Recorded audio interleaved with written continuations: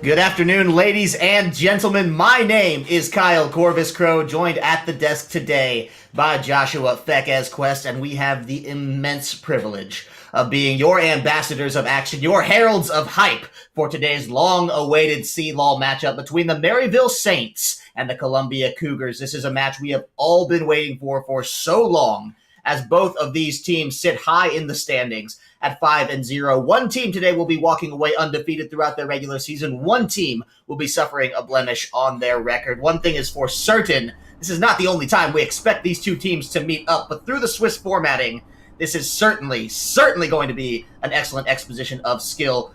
Fekez, why don't you tell us a little bit about that Swiss formatting and how it works?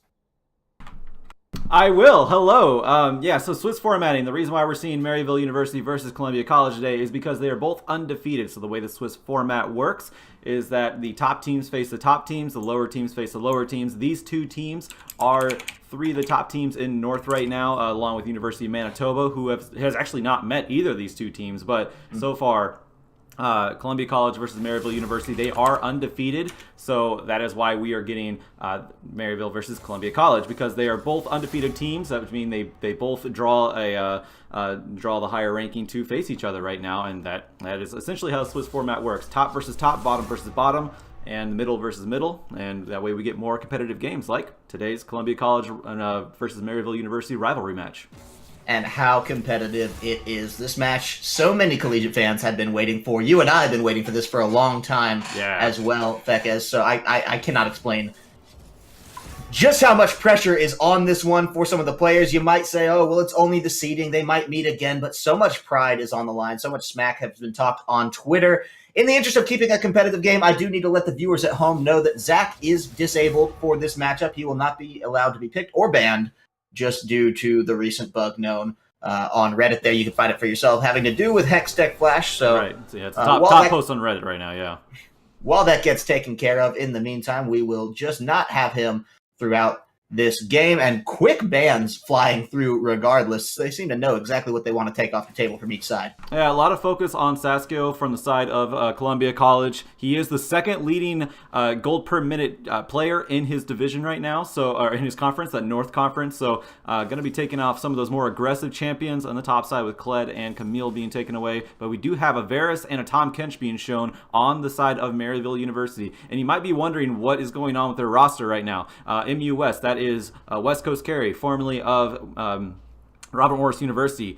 Cat God, CKG, also actually a typical mid laner for Maryville University. Prototype, you notice that he notice his absence. He unfortunately got his account banned, so he is not allowed to be in this match. He has a 2-week ban right now, but that is going to affect today's match, and that is why we see the Wolf's Claw going mid lane. And United Garbage, that is actually Chody Walrus. He's being a little cheeky to their manager, Dan Clerk. Dan Clerky, he was on the show last Friday, so you do know he is also a manager of E United. That is why he is E United Garbage right now, just a jab at him. But we do have bans going through once again. The Galio is taken away. Varys, Tom Kinch, and Kha'Zix being shown by Maryville University.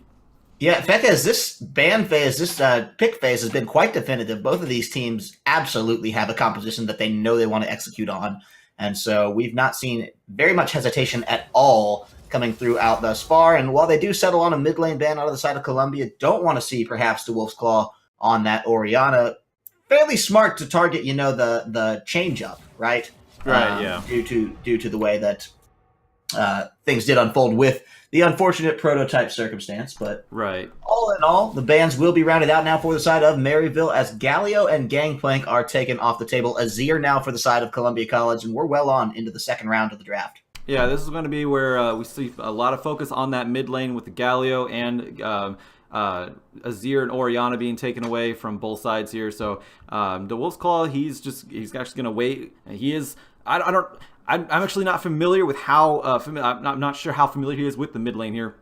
But he is going to be having his choice of counter pick on the side of Maryville University, making it a little bit easier to make him comfortable on that mid lane champion. But on the other side, we do have the Cho'Gath, which they do need a little bit more of a front line over on the side of Columbia College. So I like the Cho'Gath pick, and now they're going to round it out with that Corki to give that extra amount of burst damage. That is going to be a big mid-game power spike with that Corki, and something that they need, especially with the Xayah. We've seen Xayah on Evan RL on Xayah quite a few times in this collegiate season, and he's pretty phenomenal with it. He actually has one of the top KDAs in his region right now.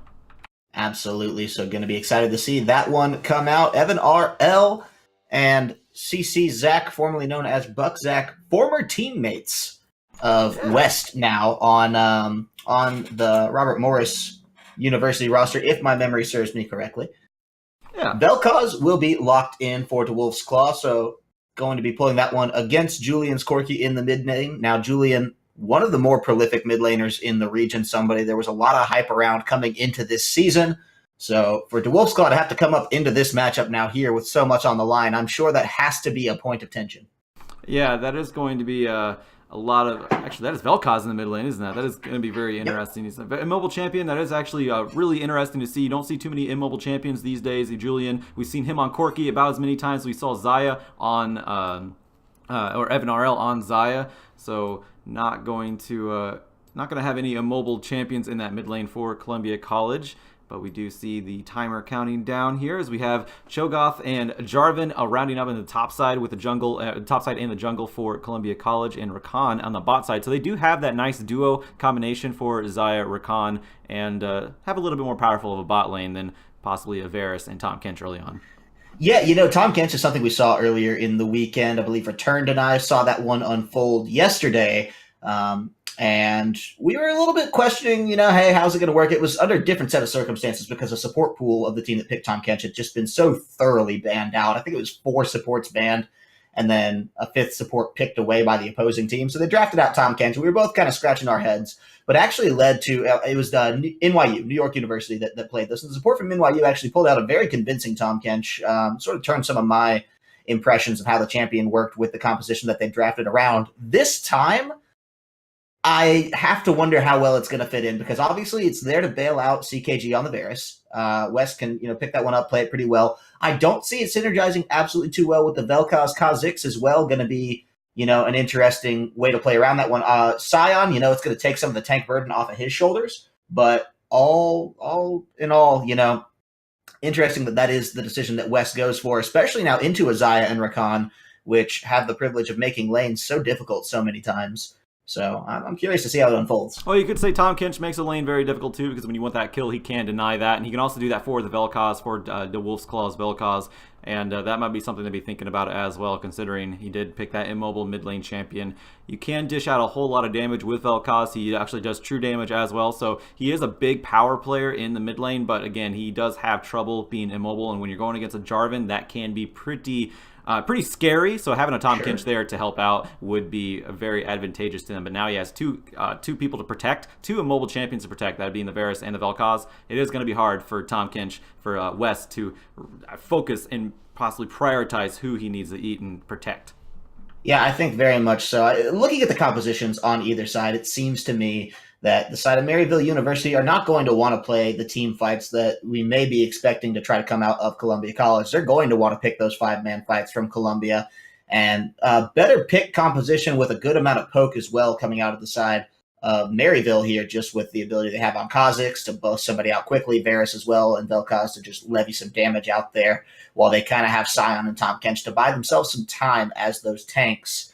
So all in all, going to be pretty interesting to see the way the compositions do unfold, do unpack, as we are getting pretty close into the game. And with just a little bit more on the spectator delay, that means we have some information to share with you all lovely folks at home about CSL, who we are, what we do. Want to share a little bit of that information. So if you're new to the collegiate scene, if you want to get your school more involved, if your school's already involved and you just need to take it up a level in other esports perhaps, Discord's a great way to get in touch with everything we're doing. !Discord in the chat. Get you hooked up with all the information you need there. You can follow us on Facebook and Twitter at the respective social media site.com/CStarLeague. So that's twitter.com/CStarLeague, facebook.com/CStarLeague, and all of our League of Legends specific focused content on twitter.com/CSLLOL. Take that away for you. If you can't watch any of our stuff live, that can be found on YouTube, youtube.com/user/C-Star And lastly, we want to give a big shout out to Twitch. Thank them for all of their continued help and support in all of our collegiate endeavors. Events like PAX East and West and everything else that the CSL is involved in, from our involvement standpoint, would not be the same without their continued help and support. So show them some love on their social media. Twitter.com/Twitch, Facebook.com/Twitch, Twitch.tv. It's where you are right now, unless you are, of course, watching on the aforementioned YouTube. Ladies and gentlemen, we will be getting into game in a second here, but it is a pause right off the rip. Yeah, and that's well, that's gonna give some time to think. Also gives me time to set up some visuals as well. So I never really mind a pause this early in the game, but be it as it may, we're gonna see a little bit of the starting items here to see what is being brought in by both teams. Just standard starts, really nothing too huge to be talking about here at the moment, as the pause does count down, but. Yeah, we are going to see Dean go a little bit more offensive side with that Spell Thieves. Sometimes you see him go the Ancient Coin just to sit back and be a little bit more passive, but they know that they have the advantage, especially being paired with the Xayah, the Rakan and Xayah combination on the bot side. They can be a little bit more aggressive, especially Dean having that extra length of leap now that he's paired with Xayah that you get. That is, I definitely see why he's going to go with the Spell Thieves and get a little bit more AP, a little bit more damage in whenever he goes in for his engages onto CKG in West. Yeah, very much the case. So, all in all, as we do try to get this pause sorted out, we will figure out what's going on. Looks like I'm getting messaging saying remake. There is a remake to be made. Remake. So, yeah, we will be dropping this one. Ladies and gentlemen, sorry for the delay there. Not sure what's going on. The casters aren't always informed as to what is happening, but something is so pressing that we do need to remake the entire game. So we'll get to the bottom of that, and it should be pretty quick. I assume same picks and bans will be coming through. We're going to take just a quick second here to figure out the exact reasoning behind that to make sure that we ensure the most competitive and fair game as possible. We will update you as we do know more, and we thank you for bearing with us in the meantime.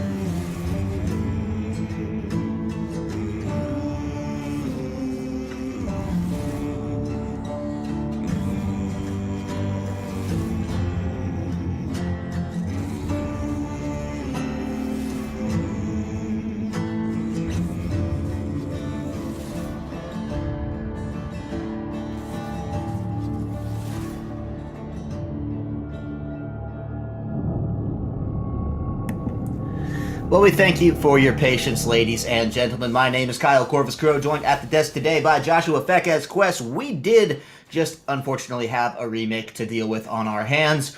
It was an issue with player runes and masteries, and so that is going to be sorted out. It was nothing the likes of nothing, that they just ran out of time. It was an issue with the client not saving something properly, and so that is, of course, qualified in a full remake. That is A-OK. Same Bix, same bands will be coming through. Not going to worry about any of those. So the compositions that you saw are correct, and we will be getting into the game under the exact same set of circumstances after an unfortunate 3-minute delay that we will, again, have to go through.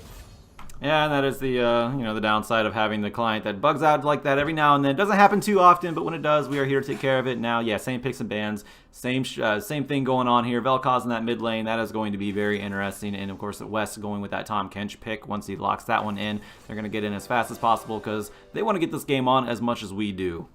Yeah, very much the case. And so now, with everything rounded out, locked in, ready to go, we talked about a little bit of what we think these compositions are going to hope to accomplish. Again, I think I can't really overstate how much I worry for DeWolf's Claw on that Vel'Koz in this mid lane against Julian on that Corki, and especially just with all the pressure that I believe that Columbia is going to be able to find and work out for him. Now, the side of Maryville, obviously a very experienced school. This is something I'm sure they have planned for, they've practiced with, and they're ready to go. This is not the kind of circumstance they found themselves in just this morning, right? They knew this was coming, and they prepared with it in mind. So I doubt it's going to be too much of a worry for them, but you have to question the pressure that's on this player now. Yeah, the situation is unfortunate, but they are stepping up. DeWolf's Claw, Vel'Koz must be a comfort pick for him, which is why he's going on to that champion. Whenever you're, especially if you're a sub, you want to be more comfortable on a champion. You don't want to take too many risks or anything like that. So he is going to go on to that Vel'Koz. He does have the Tom Kench. He does have West to protect him as much as possible. Yeah, the front line and Saskio. We typically see him play a lot more aggressive champions, Renekton, Fiora, even Camille being taken away from him as well. But this time he is going on. I'm not going to say Sion's a super passive champion, but he is definitely not as aggressive as those previously mentioned champions. So he is going to just kind of fill in the shoes right now, be more of a protector for the front lines, and instead of the diver on the back lines, in order to accommodate the situation that we're going in through. Because also, not to mention, CKG, fantastic mid laner. I've never seen him ADC, so I'm not sure. But I know he might be familiar with Varus because about a year or two ago, Varus was mid lane meta. So I know he's familiar with Varus. Right, and so it's a champion at least that he's going to feel pretty comfortable on. And some of those AD, especially caster-intensive ones, lend themselves well to mid-lane players anyway. That's not the hardest amount of crossover in the world for the likes of Varus or, an Ezreal champion-type deal to come out of that one. What is going to be a little tougher is in those circumstances, he may not be used to laning against the likes of Azaya and Rakan, and the lane positioning is so important when it comes to high-level bot lane play, and it's just the way that you and your support position and take the trades that is going to make such a brutal difference throughout the game. And so that's where I'm going to be wondering, where's CatGod's experience there? Where does CKG come into the ability to manage that and play with that in mind? Is he going to play like he would the mid lane and leave himself exposed to all those vulnerabilities? And how much is West going to be able to back him up on that? So there are a lot of variables that I think are going to make this bot lane very exciting to watch. I was very much looking forward to Stumpy versus Saskio in that top lane. Two top laners I just love watching play. And it's a Sion and a Cho'Gath. So, who knows what kind of lane we're going to get out of that. We talked about Sion as a passive champion. Is a champion really passive in the hands of Saskio? And how's it going to stack up next to Stumpy? So there are questions there as well, but I think this bot lane does draw a little bit more pertinence to my mind. Yeah, I have the bot lane is going to be interesting. In regards to Saskio, though, I have complete faith in him to play whatever is demanded of him. He is a seasoned player at this time. Obviously, he's a champion right now. Maryville University can't be stressed enough. They are the reigning collegiate champions of League of Legends in North America right now. They are also international players. They went over to China over the summer and played against some of the world's best. And it can't be understated how adaptive Saskio can be. So I have all faith in him to be able to play Sion just as well as he can play a Fiora. So not really too worried there.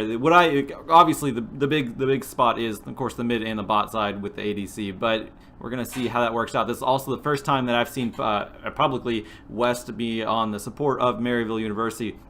Papa Chow was their former support. He was the former support that they got to the championships with and won with. But now Papa Chow, he went to Echo Fox Academy, and that means that that now West Coast Carry is filling in on that bot side, and a little turbulence in that bot side considering all the situation and things like that. But this is still for seeding. This is still an important game for both teams. You still want to win. You want to win no matter what. Especially bragging rights here. Both these teams are rivalries. We see so much banter on Twitter about who's the best. Drake Porter, coach for Columbia College, always thinks he's the best, and he wants to prove it. Now, if you do win today, I mean, are you really the best? You beat the champions, but you didn't really beat the champion caliber team that we've used to seeing. But at the same time, this is, again, for seeding, so that means that playoffs, more than likely, we might see these two teams face each other again. Absolutely. And how wild is it that two Missouri teams just possess the depth and the strength enough to kind of represent the entire region? Okay, hang on now. Another pause coming out. We're going to hope that that's just something to fix soon. It says top resolution, so should just be a quick, rescaling of everything. Don't want to miss those crucial first few seconds to get to lane in time. So we'll see whether or not this turns into anything. So both these teams have facilities. I've never seen this many issues ever. Yeah, that is true, actually. That's pretty funny. So ours are coming out. Hopefully this will signal that we can get into game one, because this is just game one. We have a whole series ahead of ourselves, and if these teams are as close in skill as we believe, it could easily go the distance of all three games.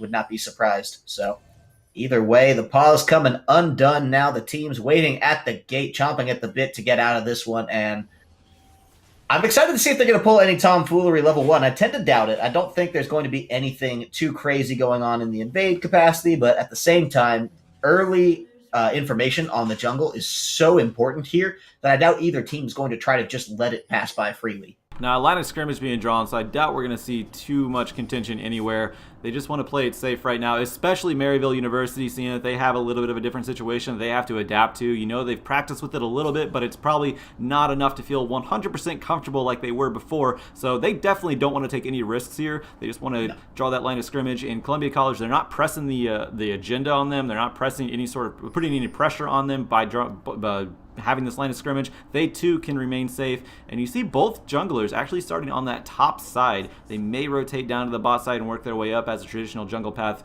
dictates, but we're going to see what happens here. Let's talk a little bit about items. This is 8.4 3 Doran shields. 3 Doran shields, yes, on the side of Columbia College. They're just wanting to play safe and sustain themselves at the moment.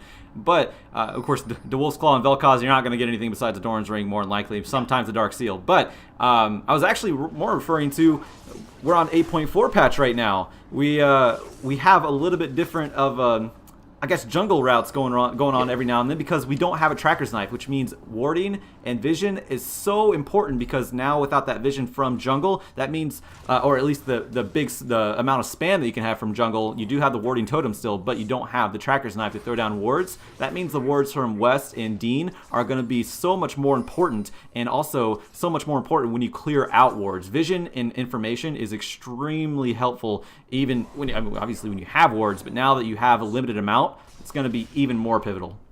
Right, puts a little bit more pressure now onto the other members of the team. You can't just consider your jungle as a roaming ward that sometimes occasionally places a static ward. So all in all, vision between these two teams is definitely going to be the gateway through which they're going to try to find the win condition, because you can't just take a team of this high caliber on either side of the rift and consider vision to just be some idle passing side objective. It is going to be absolutely the glue that holds all of their plans together, and it's a pretty big deal, especially in this early game for me with an Infernal Drake right here on the board as the first dragon. Teams love to see that. It's not one of those drakes that gets tossed to the wayside, forgotten about. Oh, you know what? It's a dragon. We can take it 12 minutes. Now, this seems to be an objective that will likely want to be contested much earlier. So I can see the vision around, particularly this bot side of the map, where we already have raised so many questions about Maryville's effectiveness. So I'm excited to just see where this entire lower region of the map pans out. West has been on that team, on the support, for about half the season now. Maybe a little more half the season. I think Cat Ears was the one he replaced, and Cat Ears replaced Papa Chow. West He's familiar with the bot lane. I think he's gotten into a groove. He's a top caliber player. It doesn't take much for him to really get into the groove. But yeah, they still have a little bit of a difference in that with CKG and the bot side. We might actually have some contention in the jungle here, but it's actually just Zach going to scout out Garbage. Each jungler knows where each other is at right now because there was a ward on the top side pixel brush next to the Baron pit. So United Garbage. It's Chody Walrus for anyone who's wondering, but we haven't engaged possibly. Ooh, yeah. There's Tom Kent's just doing his thing and actually turning it right back around to come out a little bit better off for the trade onto the damage of Evan RL. So going to feel pretty good about that one, actually. Cat God doing exactly everything he needs to. Now they're going to try to draw back the enemy team here so that Kha'Zix can come in. Garbage might have wanted to find the kill there, but will actually roam away as the lane starts to pressure back out. So no gank here. Almost finds Zach, but the back is channeled in time. And now the pings are coming onto the mid lane. So it looks like the first gank of the game will be here now onto the head of Julian. He should be able to get out of that one with the flash. Does find it. And that's an important summoner spell burn from Julian. Good gank coming out from Garbage. Yeah, Julian did take teleport, so he's not going to be worrying about too much going back, getting his item, recuperating, and then just teleporting back. He does know that the Wolf's Claw on Vel'Koz. Vel'Koz can shove extremely fast. And speaking, so I talked about the Tracker's Knife for the junglers earlier. Let's talk about the mid lane items right now, because the Wolf Claw, he has some options right now. There's a few new items. Luden's Echo got remade just a little bit. I mean, it gives you extra mana now, along with 20% CDR, and the Lost Chapter is one of the building components into that, so you want to think that he's going to go that Luden's Echo first to help his wave clear, but also have mana sustain and that 20% CDR. That is a huge amount of CDR for a mid laner, and especially Vel'Koz, who spams his abilities. That is going to be huge for him. Absolutely the case, and so I feel pretty good about picking that one up, especially walking back to lane still with the CS advantage. He was up about 10 by the time he left lane, and still maintaining that on his return has to feel pretty good there. So surveying the map on other points, it does look like Julian trying to push a little bit out, not to make sure he has the vision so that Garbage cannot find this one happening again. So vision around the mid lane, coming out and about. Top side, a lot of focus coming through. Looks like it may be the ground for Zach to come through. Likely will step on a ward if he does walk through this bush. That will be known, pinged out, called. So Saskia not going to worry too heavily about that, but being that his back is stopped, will be calling up Garbage. So we'll see what happens here. So there may be a collision course of the 2v2 in the top lane. They want to find Zach. They are going to force the flag and drag down, and Garbage wants to come through with that one. No flashes or anything burned yet. No, I'm sorry. Zach did flash. I apologize. Zach flashing to get out of that situation. Okay, so it's 2 flashes now that the side of Maryville has been able to burn out of Columbia College, but not the best if they can't make anything of it. So we'll see now what Garbage can do. Not the fight breaking down in the bot lane, but this one should just resolve itself. Yeah, very quick trade on that bot side, but you see the amount of damage that Evan RL and Dean are able to put out in just a short amount of time, and that is one of the reasons why we've been saying that the bot lane for Columbia College is definitely going to have an advantage, not just because of the mismatch right now between CKG going from mid lane to the bot side, but also Xayah and Rakan, extremely strong lane in the first place. Those two were almost made to synergize. Well, they weren't almost made. Yeah. They legit were made to synergize together. So there's a lot of damage potential on that bot side. And again, Evan RL, he has one of the top KDAs in the Northern Conference. And there's a reason. He plays a lot of Xayah, and he does not die on Xayah. He gets so many kills on that champion, and that's one of the reasons why he has one of the biggest KDAs as a single player on the North Conference right now. It's because of his Xayah play, and we just saw a little example of that as he was able to chunk out West. Yeah, very much the case, and so nothing to be trifled with here, certainly from Evan RL. Don't want to see that one come through under the wrong set of circumstances, and so it is relatively careful and measured play coming out of the side of the Maryville bot lane with Cat God and West just to hold on through. They will be finding their first back, and the itemization here, oh, so crucial. Relatively quiet play, all things considered. I was expecting perhaps a little bit more action by the 7.5, close to 8-minute mark at this point, but all in all, both of these teams levying a lot of respect, not wanting to make the first crucial error. Has been a little bit more aggression, I will say, out of the side of Maryville. United Garbage being the one to levy that one on through. Obviously, that is formerly Chody Walrus. See what they can pick up throughout here. Yeah, very much so. I mean, we did see a little bit of gank in the mid lane from Garbage, from Chody Walrus on to Julian, as he just used his flash to get out of the way, though, and actually his flash is still down.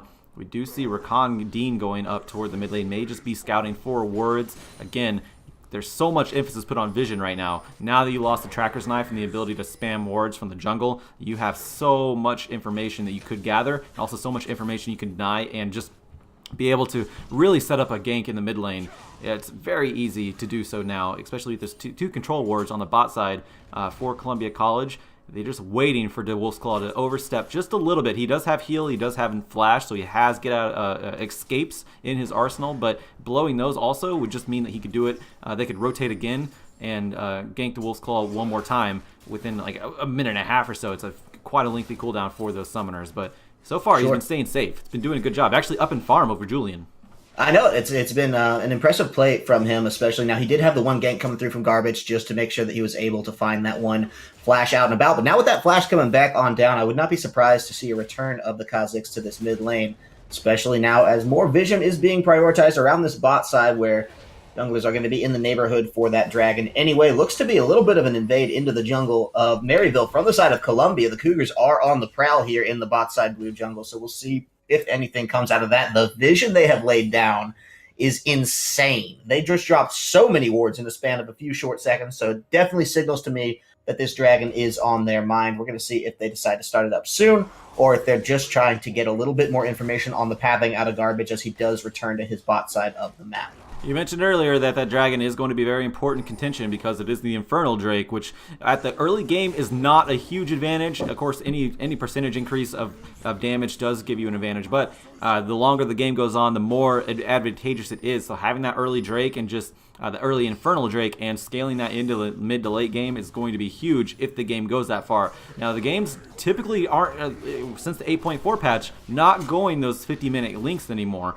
Since the Baron got a little bit buffed and you can they empower the minions a lot more now. You can shove down towers and objectives a lot quicker once you get that Baron. So we may not see an extremely late game. Both these team comps not quite built for, don't have the tanky beefiness in the front lines to really allow the game to go past 40 minutes or anything like that. But still, it can end earlier if you get the Baron, but the Infernal Drake is going to help secure any late game possibility. I think that's the case, definitely, for sure. We talked about the front lines, and it really only falls onto the two top laners, Saskio and Stumpy, which definitely could put a little bit of a cap on any potential split push games that we might see coming through here. Julian, actually the ideal split push candidate with the teleport in his back pocket as well, if it should come to that. All the same, though, Saskio will need to be playing that tank front line for his team. MU West should be able to pull that one through as well, formerly West Coast Carry, of course. But the amount of peel that he's going to have to levy onto Cat God, you have to wonder at the point when it becomes a 5v5 if even Maryville will allow that set of circumstances to befall them.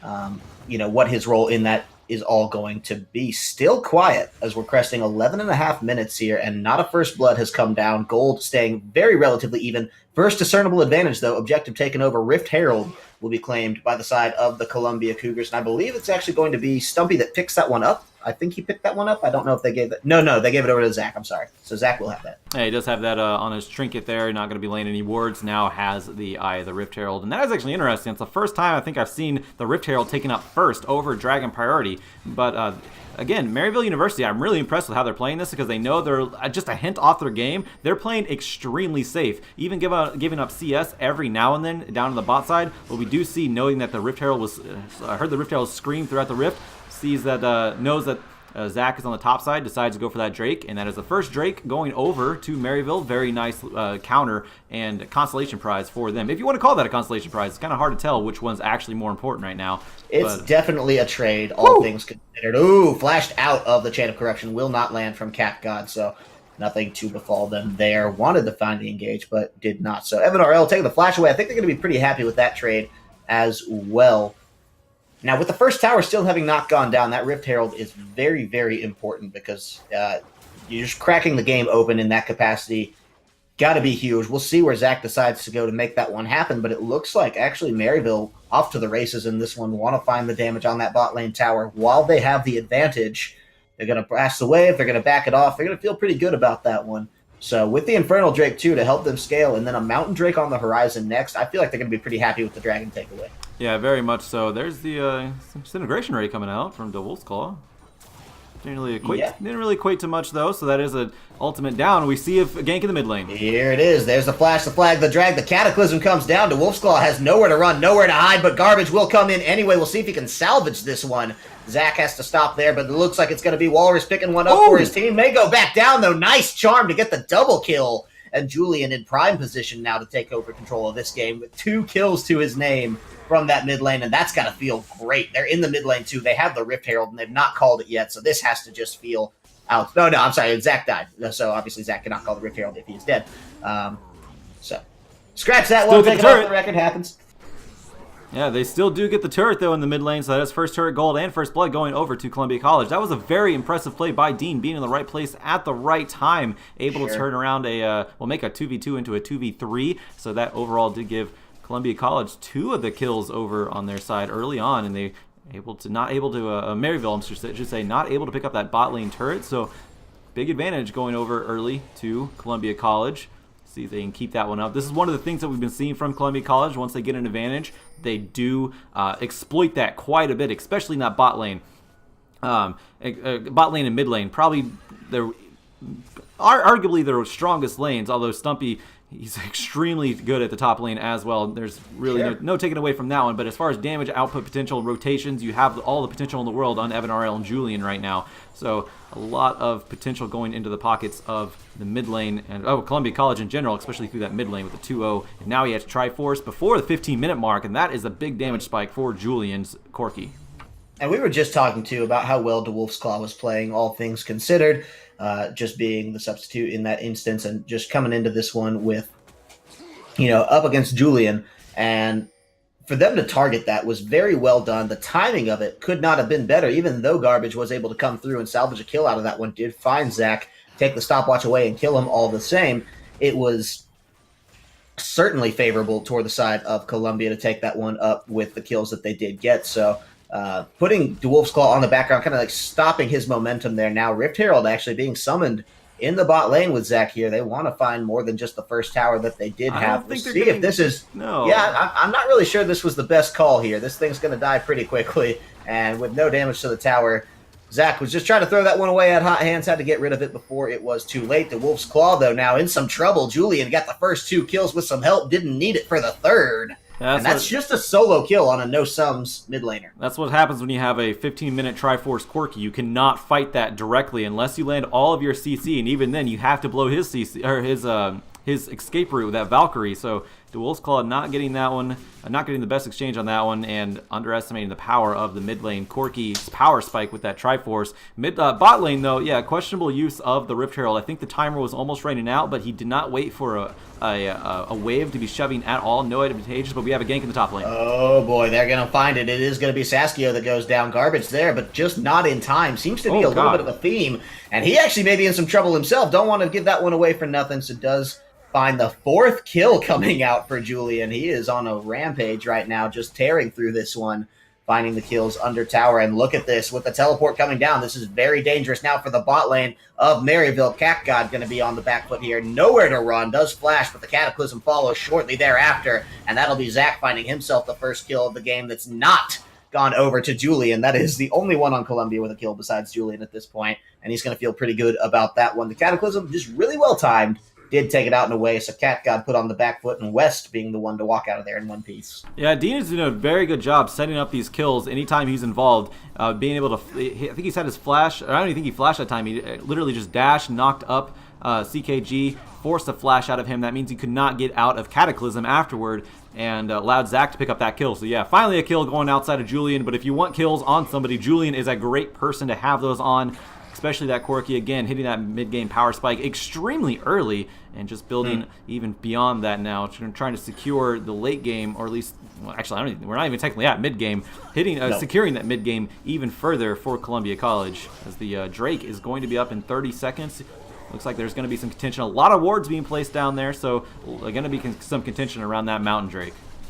Very much the case, and want to see if the top laners are going to get involved at any point, because it's been a pretty dull game from the top side of the map thus far. We do have the death on Saskio, but that was more to the roam of Julian than any other factors out there. So without Julian's teleport, and with both top laners having teleport at their disposal, I'm curious to see if Maryville's not going to try to pick a fight here they do need to find some way to get themselves back into this game cleanly. And sure, you can just try to farm it out. You can try to get back in and hope you scale better. But against the Corki right now and the situation that Julian has been farming himself into, killing himself into, he's not going to be one that you can just sit there and try to weather this storm, because he will just keep increasing the pressure on you. And so now we're just going to have to see what Maryville does decide the best course of action is, as the tensions are mounting around this Mountain Drake, because their options, they need to figure out something pretty quickly.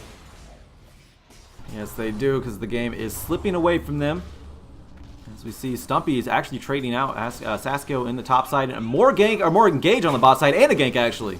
Yeah, they want to find it, and look, here comes Zach. He is going to get hit up by that Chain of Corruption, but the Flag and Drag will mean he is in onto West. The Cataclysm as well there. He's been timing those really well on the edges of his flash, and it's net him a kill most times. This one shall be no exception, but have they gone too deep, because Garbage is here. The teleport was tried for in the top lane, canceled out. I believe Stumpy got that one knocked away with the Rupture. Catgut finds Zach on the edge of the shot there, will get that one through, and now dealing some good damage back to RL and Dean.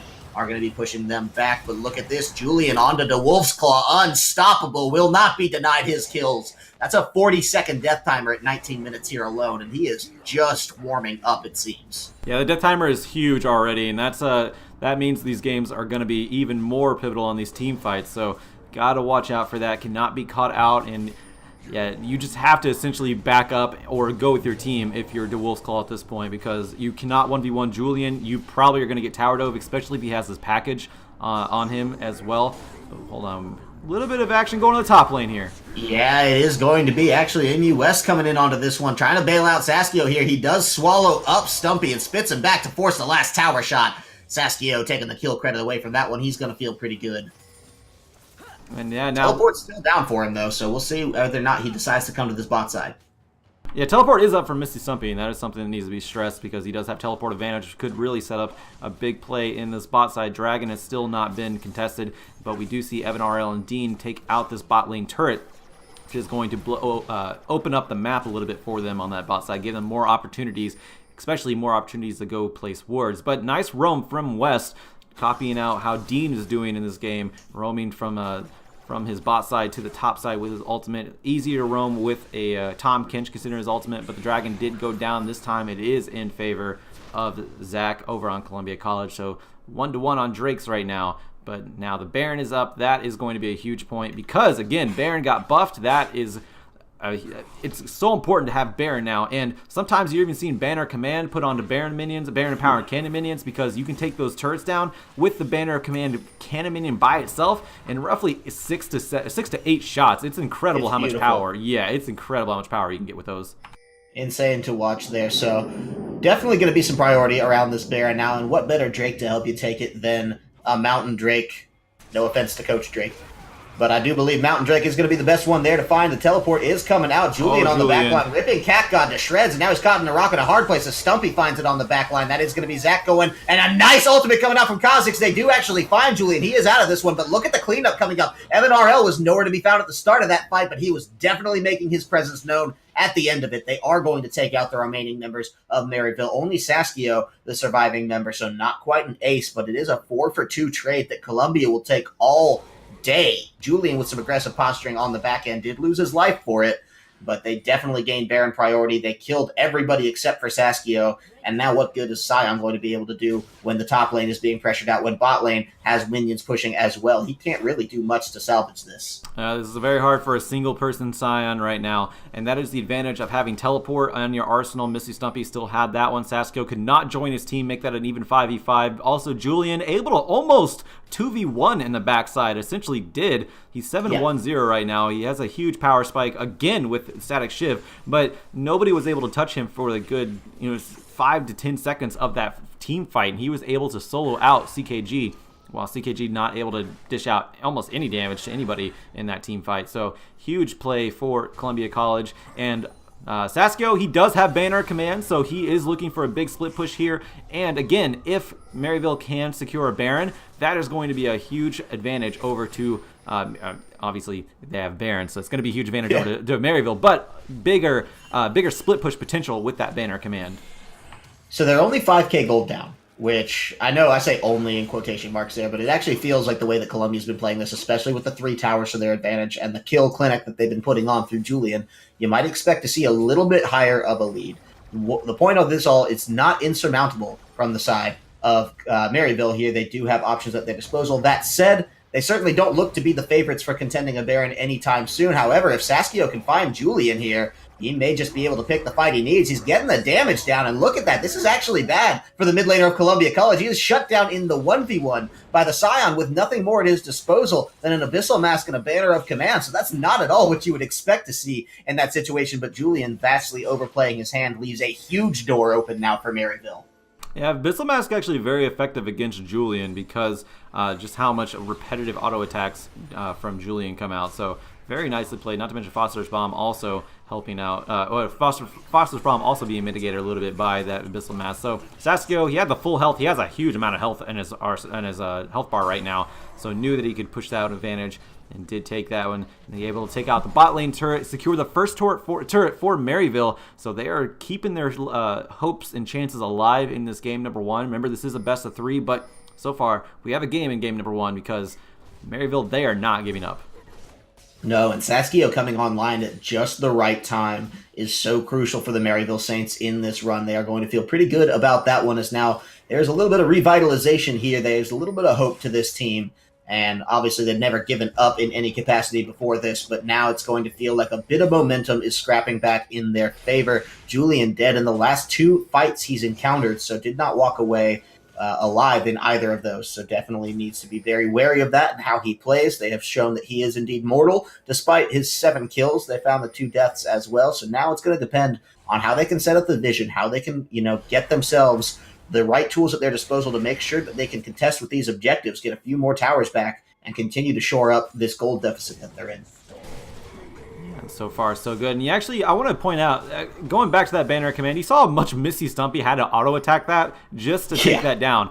That's the annoyance. It's an annoying item for anybody to have to deal with right now. Banner of Command, you have to go deal with that, or else it will continuously shove your lane. You can even pop it onto a cannon minion from the base and just set it and forget it. Go to another wave, go to another position on the map, and just wait for it to be a 4v5 because somebody has to go deal with that Banner of Command minion, or else your turret is going to go down. It takes an extraordinary amount of work and attention for Banner Command minion to be taken down, especially if it's on that cannon minion.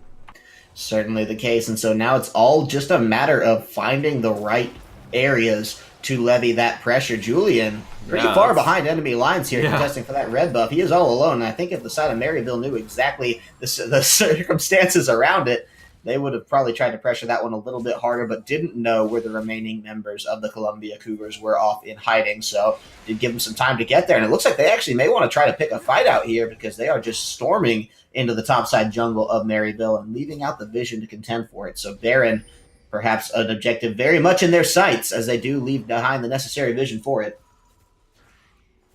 Yeah, it looks like they were going to try a Fnatic Brush from Maryville, but not going to happen. Nobody from CC is taking the bait, so they're just going to back off, establish some vision control. They might actually rush the Baron here.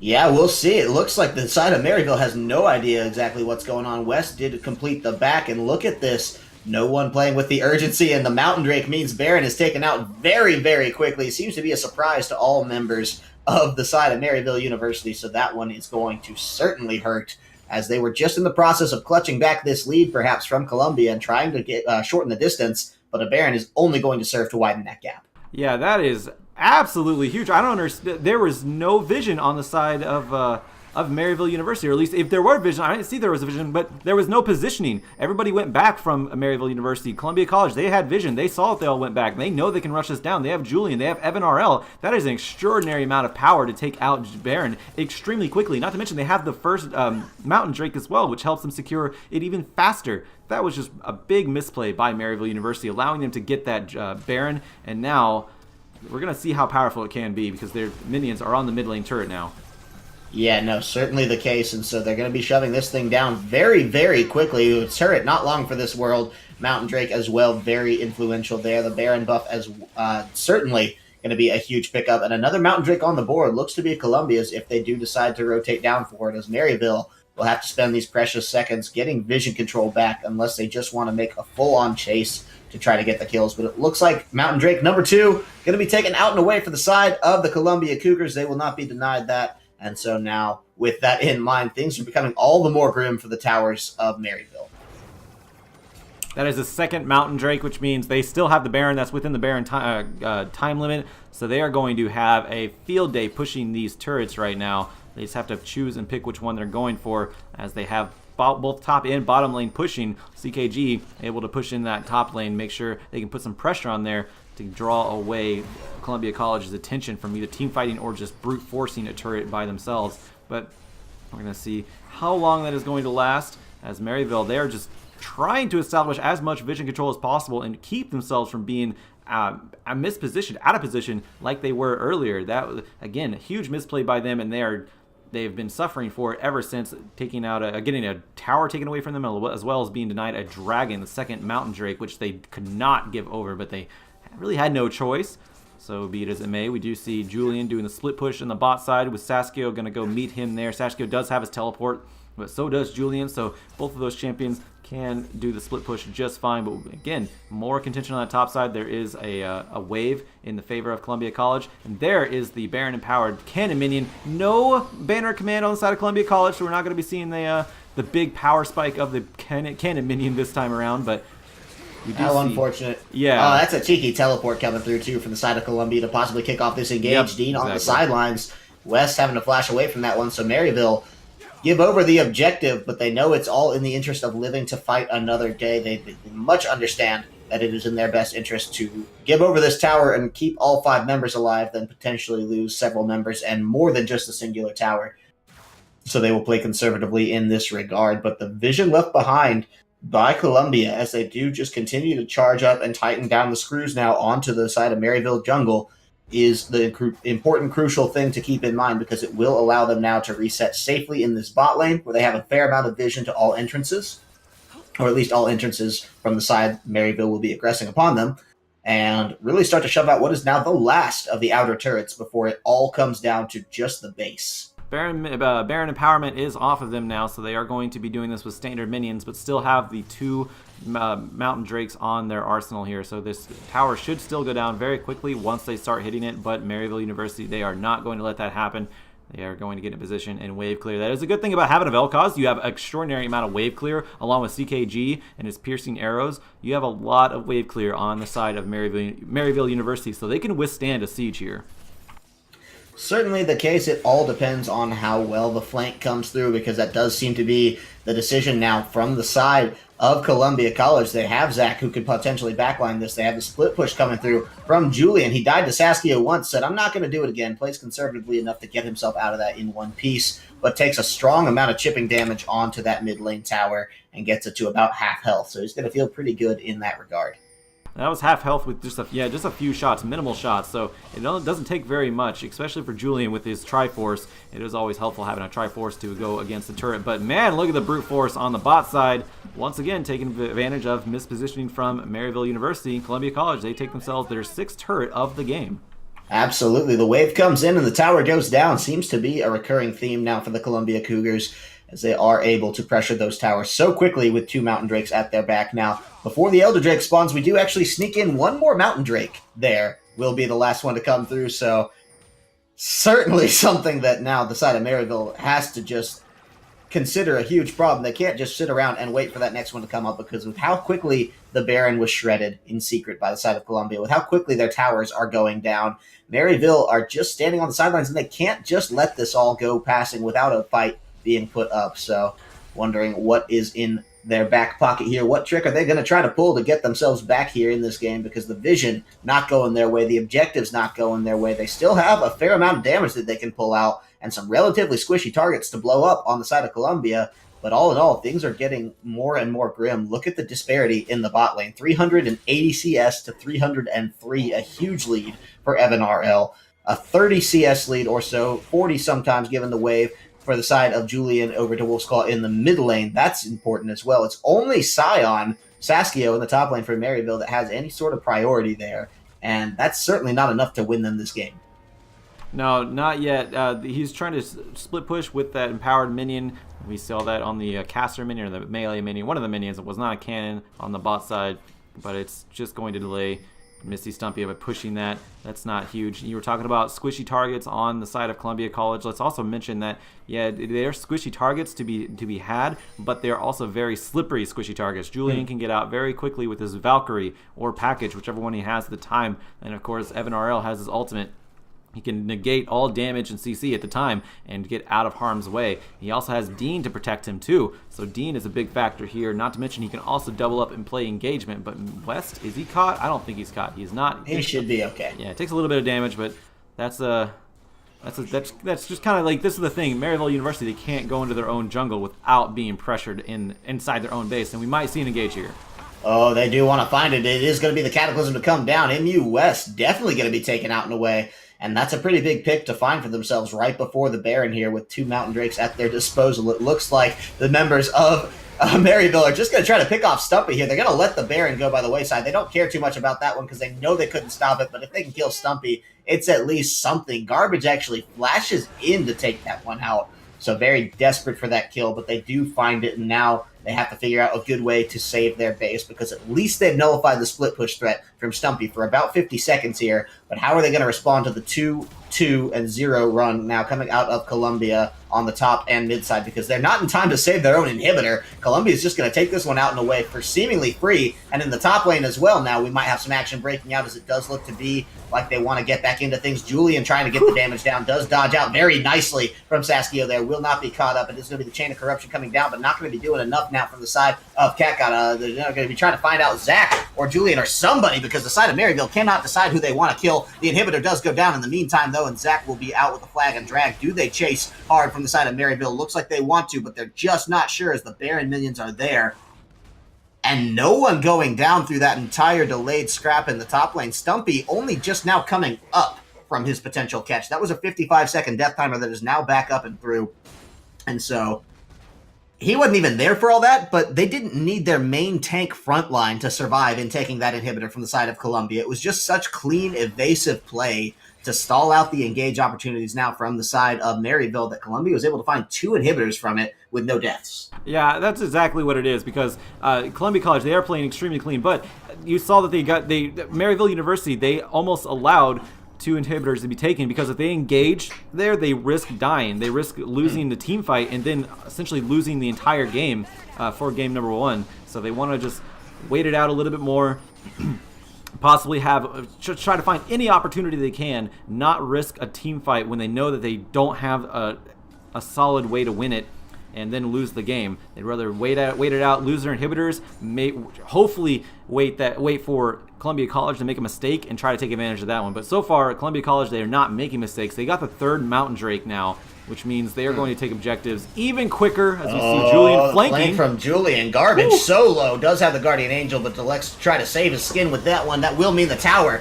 going down. They're trying to get on the front line of Stumpy. They got some nice backline damage onto Dean, but it is only Dean thus far. Stumpy very low as well. Look at this. Julian in a bad position here, but does find Wolfskull at least. Will not go down. Are you kidding me? He's still alive. Saskio has to flash in to get that one and does just on the edge of it, but CKG now turning it onto Evan RL. The minions might just take him down, but he does find the double before, and they hold on for dear life coming out of the side of Maryville with the ace coming through. Columbia goes down, and Maryville only loses 2. It was a tower taken, but this is all after the devastating inhibitor push. This is after Columbia left their base in shambles, and they're still managing to fight back from this. There's nothing on the map for them to take, but they have lived another few moments at least. Yeah, interesting positioning from Julian. He's been flanking this entire game with the team fights whenever there are team fights to be had. He flanked this time around, but it's a little bit too late in the game. Now, whenever you flank, you're going to get destroyed. He did put up quite a big fight before being taken out, though, but be it as it may, that was still damage. Once he went down, that was still a huge amount of damage off the board for Columbia College. CKG, he was able to finally survive a team fight and get the positioning. He played so well. Yeah, get the positioning he needed to be able to dish out the damage that he has, and he has a lot of damage. He has the items. He has Wit's End, Gwinsu's Rageblade, and Age. Oh my God, I forgot the name of that sword. Blade of the Ruin King, not Age of the Ruin King. I don't know why the hell I would say Age, but either way, Blade of the Ruin King. He has quite a bit of damage on his side right now, especially percent health damage to deal with Misty Stumpy's big tanky Cho'Gath. I want to interject. He on. also has 2,800 gold that he's sitting on from that last fight. 3,000 as he just crests that. So he's just spent that to the tune of now the Runon's Hurricane in his back pocket. And so he's only all the more strong from that last encounter. So I'm going to be interested to watch him after this next fight breaks out, because they're still down 10k gold. But Cat God now backed into a corner, shows his teeth, and it is ferocious. Yeah, but now Julian's coming back into the fight with a Guardian Angel. Which means when these flanks happen, he can do that and still survive a big onslaught. If he can distract long enough. Oh wow, that was a big missile coming out from Julian onto Garbage. But we have an engage now. Yeah, they want the inhibitor. It is an objective that they are trying so hard to take. Evan RL just chipping away at this one, and we'll see what Saskio can do to get it in from the back line, because the members of Maryville are a little unsure about this. Here does come the engage. It is the Wolf's Claw with the laser trying to make it through. The inhibitor gone down, though. They're going to try to find something, but they have so many minions to police in the top side, in the mid side, that things are still just so rough for the remaining members of Maryville University. The inhibitors gone down now on all fronts mean minions will just be pouring in second after second, time after time now, and Columbia know it. They are tightening the screws. They are trying to get the damage down. Could this be the last stand of the Maryville Saints in game number 1 here? It looks like they just don't have an answer.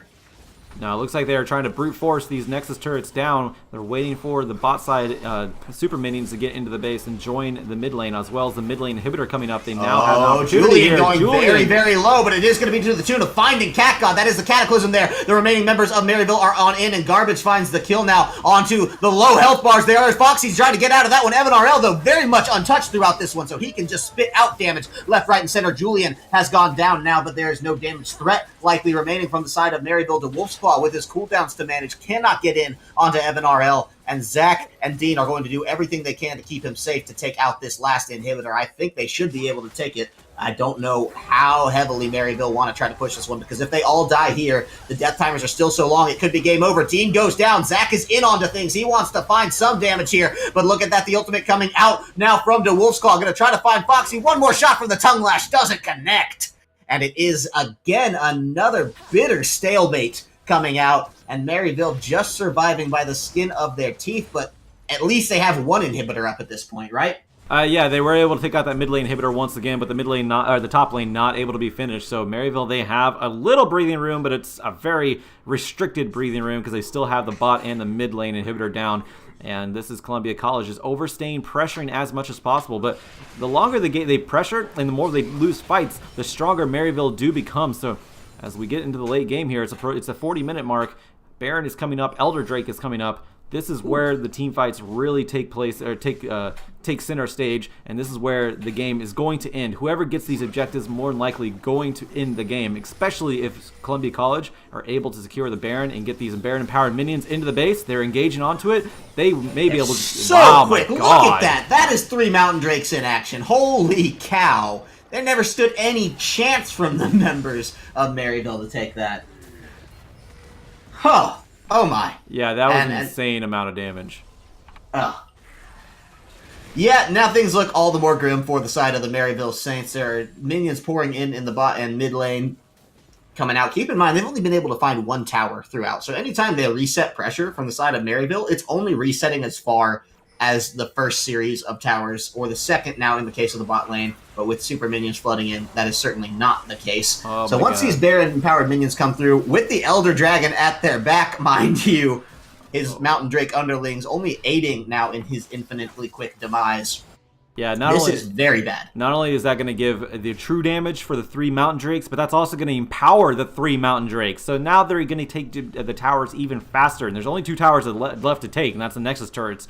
So those are the most important towers to take if you want to get real technical about this, but man, it is looking very scary for Maryville University. It's at this point in the game where you just think about game number 2, think about what to do as far as pick and ban goes, and adjust and adapt, just like your Kazakhs, adjust and adapt and grow and be a better team on game number 2, because it looks like Columbia College, they're going to secure this game number 1 in about 2 minutes.